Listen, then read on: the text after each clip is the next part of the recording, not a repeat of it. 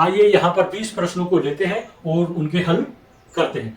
Number 1 है, अश्रु gas की गोली छूटते ही भीड़ तितर बितर हो गई। इसमें भीड़ शब्द है एक वचन है या बहुवचन है? भीड़ हमेशा जो भीड़ शब्द है हमेशा एक वचन में प्रयोग किया जाता है। दूसरा है, असत्य को छांटे बाबू बबुआइन, ठाकुर ठकुराइन, पंडित पंडिताइन, सेठ सेठाइन। तो इसमें असत्य कौन है? इसमें असत्य है सेठ सेठाइन। आंसर होना था सेठ सेठानी।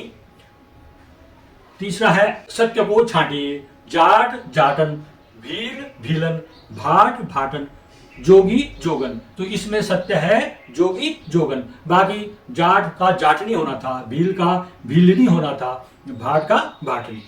मैं शब्द का बहुवचन है। मैं हुआ एक वचन और बहुत सारे लोग हम कोई बात बता रहे अपने, तो हम हो गया, वो हो गया हम। मैं का बहुवचन होता है हम, तो इसका आंसर हुआ हम। इस तरह से आगे देखते हैं, निम्नलिखित में से पुल्लिंग शब्द कौन सा है? रचना, प्रार्थना, पत्र या आज्ञा। तो इसमें पुल्लिंग शब्द है पत्र। इसको हम किससे पता कर सकते हैं? क्रिया से पता कर सकते हैं कि पत्र फटा हुआ है, तो ये है पुल्लिंग होता है। अगर हुई है होता तो स्त्रीलिंग होता। तो पत्र क्या है? पुल्लिंग है। निम्नलिखित में से शब्द कौन सा पुल्लिंग है? दया, निर्धनता, बुढ़ापा और दुर्घटना। इसमें बुढ़ापा शब्द क्या है? पुल्लिंग है। अगला है, निम्नलिखित में से स्त्रीलिंग शब्द कौन सा है? कबूतर, दादा, चींटा या मकड़ी। इसमें स्त्रीलिंग था मकड़ी। विद्वान का स्त्रीलिंग कौन है? विदुषी, विदुषी, विदुषी या बड़सी। आंसर है इसका विदुषी।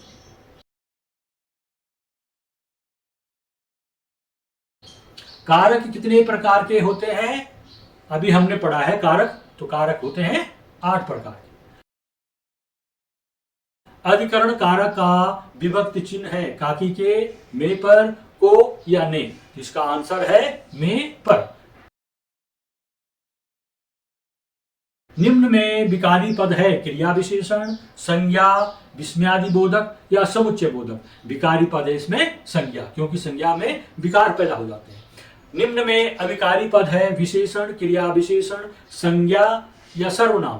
तो इसमें अविकारी पद है क्रिया विशेषण। बाकियों में लिंग वचन कारक के आधार पर परिवर्तन होते रहते हैं, अर्थात उनका रूप विकृत हो जाता है, वो विकारी पद में आते हैं।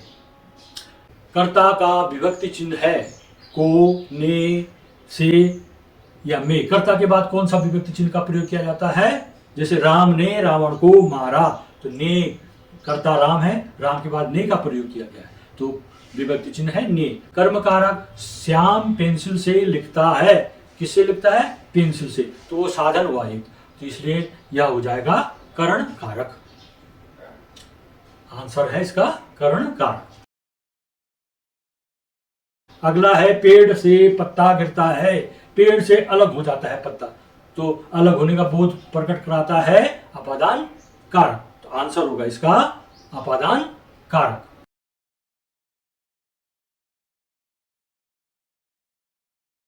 अगला है, कपड़े संदूक में रखे हैं। संदूक आधार है और उसमें कपड़े रखे हैं, तो यह है अधिकरण कारक। सही आंसर इसका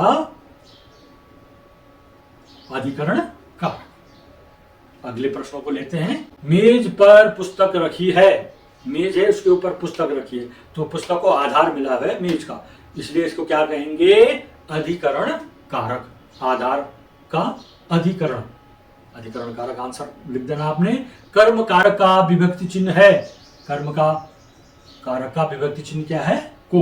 राम ने रावण को मारा, को से पहले रावण आ रखा है, तो रावण क्या है? कर्म, उसका विभक्ति चिन्ह को है। पेड़ गिर गए, इस वाक्य में पेड़ एक वचन है या बहुवचन है? तो क्रिया से लगाओ, गिर गए, गए बहुवचन है, इसलिए पेड़ भी बहुवचन संज्ञा होगी। सुष्मिता के बाल झड़ने लगे, इस वाक्य में बाल शब्द है एक वचन या बहुवचन? बाल हमेशा बहुवचन में प्रयोग होता है, बाल शब्द। क्रिया से भी इसको हम ज्ञात कर सकते हैं, ये एक वचन है या बहुवचन है। इस तरह से ये 20 प्रश्न हो गए, इनका आपको अभ्यास कराया मैंने, ये परीक्षा में आ सकते हैं। और इसी तरह अन्य प्रश्न आप पुस्तकों में देख सकते हैं। अधिक से अधिक अभ्यास करना। मेरे चैनल को सब्सक्राइब कीजिएगा। अगर आपको ये वीडियो पसंद आ रही है तो आप वीडियो को लाइक कीजिएगा, कमेंट कीजिएगा और इसको शेयर भी कीजिएगा। अगर आप इस चैनल में नए हैं तो मेरे चैनल को सब्सक्राइब भी कीजिएगा। धन्यवाद।